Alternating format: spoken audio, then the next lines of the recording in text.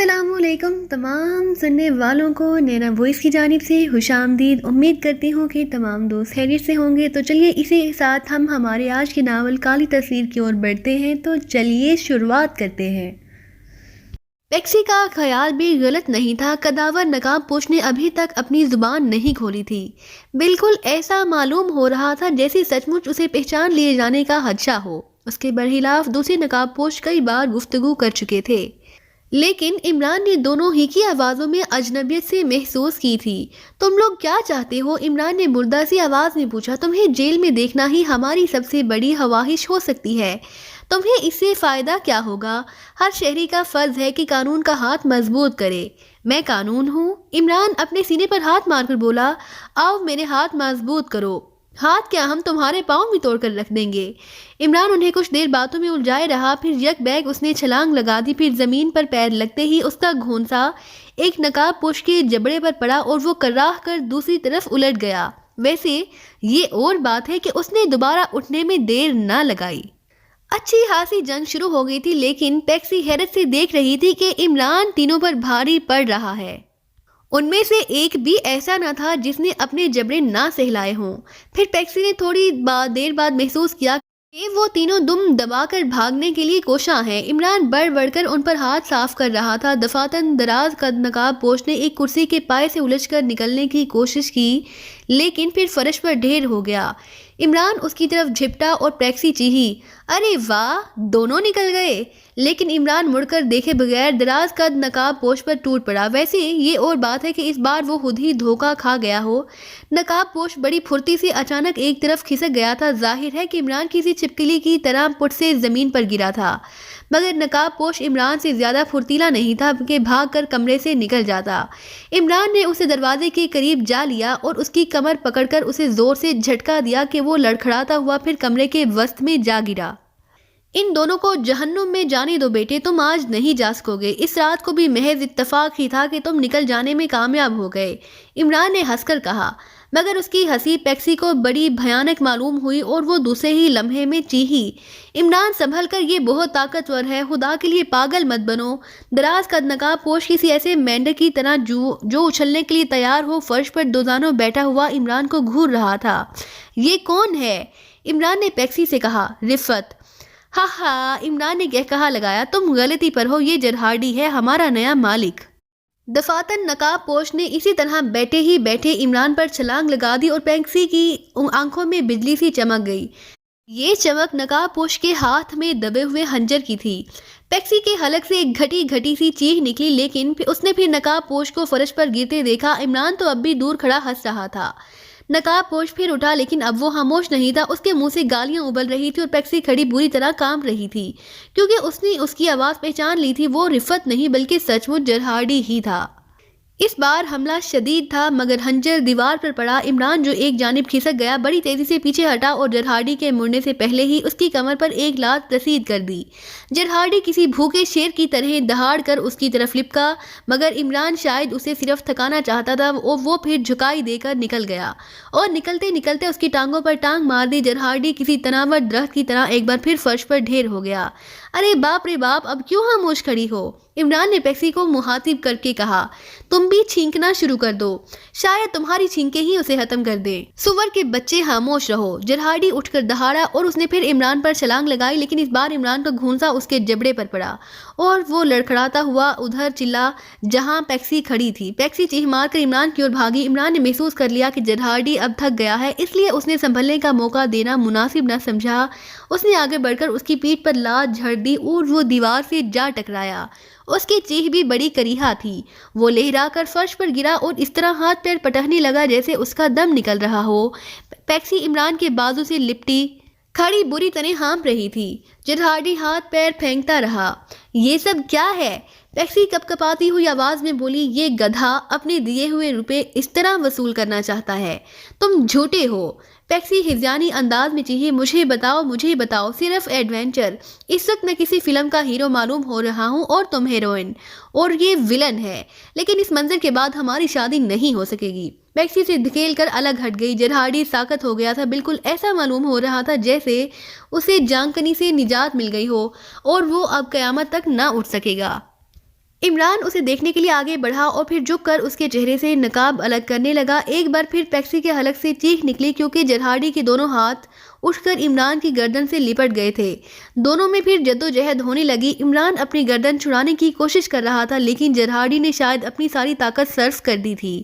وہ دونوں گتھے رہے۔ عمران کی گردن بری طرح پھنس گئی تھی۔ وہ کافی قوت صرف کرنے کے باوجود بھی گردن چھڑانے میں ناکام رہا۔ پیکسی کی سمجھ میں نہیں آ رہا تھا کہ وہ کیا کرے۔ وہ یہ بھی دیکھ رہی تھی کہ عمران غفلت میں چوٹ کھا گیا ہے اور شاید اب جرہاڑی کے پنجے سے گلو ہلاسی نہ ہو۔ ویسے بھی جرہاڑی عمران کے مقابلے میں دیو ہی تھا اور اب اس وقت پیکسی کو خیال آیا تھا کہ رفعت اور جرہاڑی کے ڈیل ڈول میں ایک ہی جیسے تھے۔ دفعتاً اس کی نظر اس خنجر پر پڑی جو جرہاڑی کے قریب ہی فرش پر پڑا ہوا تھا۔ اس نے جھپٹ کر خنجر اٹھا لیا اور پوری قوت سے جرہاڑی کے بازو پر ضرب لگائی۔ ایک کریہا چیخ کے ساتھ جرہاڑی کی گرفت ڈھیلی پڑ گئی اور عمران اچھل کر پیچھے ہٹ گیا، لیکن اس نے پھر جست لگائی اور دوسرے ہی لمحے وہ جرہاڑی کے سینے پر سوار تھا۔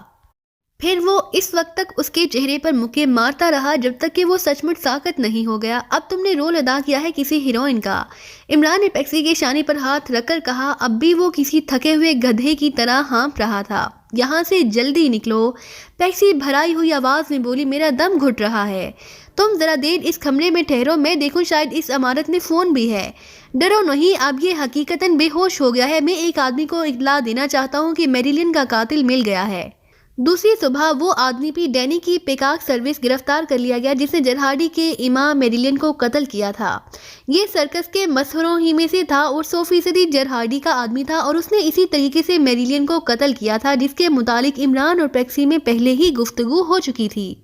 بلیو پائپ جس کے ذریعے زہریلی سوئی میریلن کی طرف پھینکی گئی تھی شہنائی ہی کی شکل کا تھا۔ یہ گرفتاری جرہاڑی کے اقرار جرم کے بعد عمل میں آئی۔ کیپٹن فیاض نے جرہاڑی پر تشدد کی انتہا کر دی تھی، تب کہیں جا کر اس سے کچھ اگلوا لینے میں کامیاب ہوا تھا۔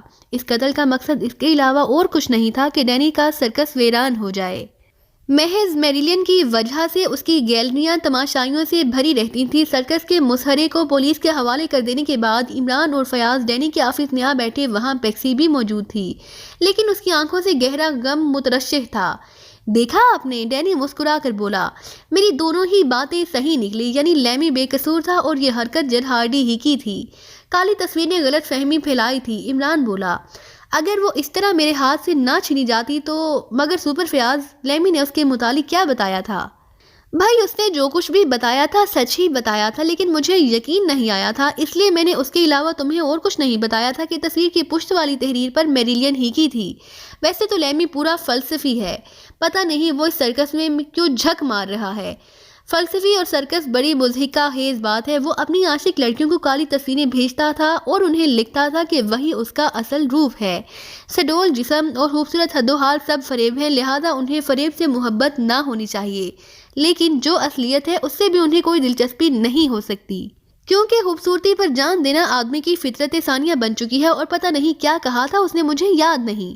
بہرحال پروگرام یہ تھا کہ میریلن کے قتل کر کے ایسے حالات پیدا کیے جائیں کہ شعبہ لیمی پر ہو۔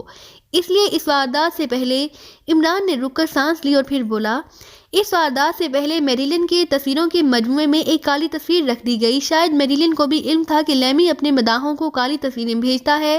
ظاہر ہے کہ وہ اس تصویر کو اپنے مجموعے میں دیکھ کر الجھن میں پڑ گئی ہوگی، لیکن اس نے لیمی سے اس کے متعلق کچھ نہیں پوچھا۔ البتہ اس نے وہ جملہ اس تصویر کے اوپر لیمی کے سامنے ہی لکھا تھا۔ چونکہ تصویر لیمی کی نہیں تھی اس لیے لیمی نے اس سے اس کے متعلق کچھ پوچھا بھی نہیں، یا ممکن ہے پوچھا بھی ہو۔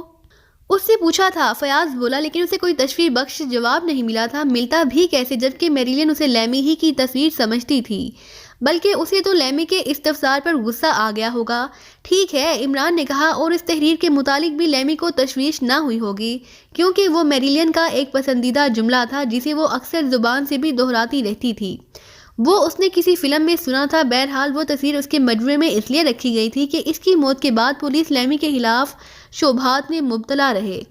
ادھر اس کا دم نکلا تھا اور ادھر ساری تصویریں اس کے صندوق سے نکال کر اس انداز میں بکھیر دی گئیں کہ ہوا مہوا ان پر نظر پڑے۔ پھر وہ کالی تصویر اس طرح اچک لی گئی، لامحالہ یہ خیال پیدا ہو سکتا تھا کہ تعلق اس قتل سے یقینی طور پر ہوگا، ورنہ وہ اس طرح اتنی دیدہ دلیری سے کیسے اڑا لی جاتی۔ مجرم چونکہ اس سرکس سے متعلق تھا اس لیے وہ مجھے اچھی طرح پہچانتا تھا اور یہ بھی جانتا تھا کہ میں نے یہاں یہ ڈھونگ کس لیے پھیلایا ہے۔ وہ میری اور پیکسی کی گفتگو بھی سنتا رہا تھا، اسی لیے اسے یقین ہو گیا تھا کہ میں رفت پر بھی شبہ کر رہا ہوں۔ یہی وجہ تھی کہ ان لوگوں نے رفت کے گرد بھی جال بننا شروع کر دیا۔ مجھ پر اس وقت خنجر پھینکا گیا جب رفت بھی پنڈال میں موجود تھا، اور پیکسی نے نہ صرف اسے دیکھ لیا تھا بلکہ اسے یقین ہو گیا تھا کہ خنجر رفت کے علاوہ اور کسی نے نہیں پھینکا۔ وہ خنجر میں نے نشانات کے لیے تم تک پہنچایا، لیکن اس پر کسی قسم کے نشانات نہیں ملے۔ نوٹ پر رفت کی انگلیوں کے نشانات موجود تھے۔ اس کے بعد سے باقاعدہ طور پر میری نگرانی ہونے لگی۔ پھر ایک رات ان لوگوں نے مجھے درندوں کے کٹہرے کے قریب دیکھ لیا۔ ان میں ایک آدمی رفت ہی کے ڈیل ڈول والا تھا۔ پیکسی بھی یہی سمجھی تھی کہ وہ رفت ہی ہے۔ حقیقت تو یہ ہے کہ اندھیرے میں اس کے ہیولا پر نظر پڑتے ہی میں نے بھی یہی سمجھا تھا، لیکن وہ لوگ لڑتے لڑتے ہوا مہوا بھاگ نکلے تو مجھے سوچنا پڑا، اگر وہ لوگ چاہتے تو اس وقت میری چٹنی بنا ڈالتے، کیونکہ وہ حملہ میرے لیے غیر متوقع تھا اور میں بری طرح بوکھلا گیا تھا۔ اگر وہ چاہتے تو میں حقیقتاً بری طرح پٹ جاتا، مگر وہ لوگ یک بیک بھاگ نکلے۔ جرہارڈی بذات خود اس مہم میں شریک ہوا تھا، اور اس لیے شریک ہوا تھا کہ اس پر رفت کا دھوکہ ہو۔ رفت اس لیے اس معاملے میں گھسیٹا جا رہا تھا کہ میں اسے وہی آدمی سمجھوں جس نے میرے ہاتھ سے کالی تصویر چھینی تھی۔ رفت لیمی کا عقیدت مند ہے، اس لیے مجھے یقین ہو سکتا تھا کہ اس نے لیمی کی جان بچانے کے لیے وہ کالی تصویر پولیس کے ہاتھوں میں نہیں جانے دی تھی۔ میں یہی سوچتا، مگر مجرم حماقتوں پر حماقتیں کرتے چلے گئے۔ انہوں نے مجھے گھیرا اور ہوا مہوا بھاگ نکلے۔ اسی جگہ سے میں نے جرہارڈی کی فکر شروع کر دی۔ میں نے اسی رات کو پیکسی کی چھولداری میں بیٹھ کر آواز بلند ایک پروگرام مرتب کیا۔ آواز اس لیے اونچی رکھی تھی کہ باہر سے سننے والوں کو ہماری گفتگو لفظ بلفظ سنائی دے۔ یہی ہوا، اور پھر کل ہم دونوں جرہارڈی کی سرکس میں جا پہنچے، اور وہ اتنا بے صبرا ہو رہا تھا کہ پچھلی رات کو شو کے بعد ہی اس نے ہمیں پھر ہوا مہوا چھیڑا، اور اس وقت بھی اس کا یہی ارادہ تھا۔ کچھ دیر دول دھپا کرنے کے بعد بھاگ کھڑا ہوگا۔ اس کے ساتھی سوچی سمجھی اسکیم کے مطابق اس سے پہلے ہی بھاگ گئے، لیکن میں نے جرہارڈی کو الجھا دیا اور اطمینان سے اس کی مرمت کرتا رہا۔ اس وقت ہم تینوں کے علاوہ اس عمارت میں اور کوئی موجود نہیں تھا، اسی لیے مجھے اور بھی آسانی ہو گئی۔ اس کے ساتھی تو یہ سمجھ کر اسکیم کے مطابق جرہارڈی بھی نکل آئے گا بھاگ نکلے تھے، عمارت ہی سے چلے گئے۔ جرہارڈی پیچھے رہ گیا تھا، لیکن وہ اپنی دانش میں مجھے کھلا رہا تھا اور یہ سوچ رہا تھا کہ کچھ دیر میرے ایک آدھ زوردار قسم کا ہاتھ رسید کر کے نکل جائے گا۔ لیکن جب میں نے اسے اس کے نام سے للکارا تو وہ ہونہار ہو گیا، اور اس کے بعد جو کچھ ہو گیا اس سے تم بھی واقف ہو۔ عمران خاموش ہو گیا، اور پھر ڈینی ایک طویل سانس لے کر بولا، ماسٹر عمران، میں آپ کو کبھی نہ بھلا سکوں گا۔ آپ واقعی عجیب ہیں لیکن گریٹ ہیں۔ میں کہتا ہوں آپ ہمیشہ یہی پیشہ اختیار کر لیں تو کیا حرج ہے۔ میں گڑ کی جلیبیاں بھی نہایت نفیس بنا سکتا ہوں مسٹر پیکاک، لیکن آج تک کسی حلوائی نے لفٹ نہیں دی۔ میں نہیں سمجھا جناب، گڑ کی جلیبیاں کھائی جاتی ہیں، سمجھی نہیں جاتی۔ اچھا ٹاٹا سپر فیاض۔ عمران اٹھ گیا، لیکن ابھی میں نے میدان پار نہیں کیا تھا کہ پیکسی کی آواز سنائی دی اور وہ رک کر ٹھہرا۔ پیکسی بے تحاشا دوڑتی ہوئی اس کے قریب چلی آ رہی تھی۔ اس کے ہاتھ میں ایک نوٹ بک تھی۔ یہ میری آٹوگراف بک ہے، اس نے قریب آ کر دردناک لہجے میں کہا۔ اس پر کچھ لکھ کر اپنے دستخط بنا دیجیے جناب۔ عمران نوٹ بک اس کے ہاتھ سے لے کر لکھنے لگا۔ آدمی سنجیدہ ہو کر کیا کرے جبکہ وہ جانتا ہے کہ ایک دن اسے اپنی سنجیدگی سمیت دفن ہو جانا پڑے گا۔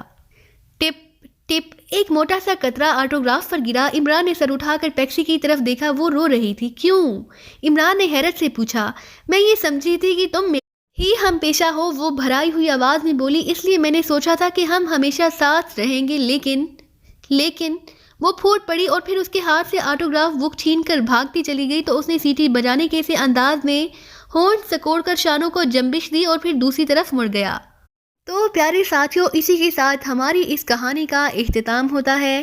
تو ہماری سب ساتھیوں سے گزارش ہے کہ ہمیں کمنٹ سیکشن میں ضرور بتائیے گا کہ آپ کو ہمارا یہ ناول کیسا لگا، اور اسی کے ساتھ ہمارے چینل کو کر دیجیے سبسکرائب، اور اس کے ساتھ بیل آئیکن کے بٹن کو پریس کرنا مت بھولیے تاکہ ہماری آنے والی ہر نئی ویڈیو کا نوٹیفیکیشن آپ کو ملتا رہے۔ اللہ حافظ۔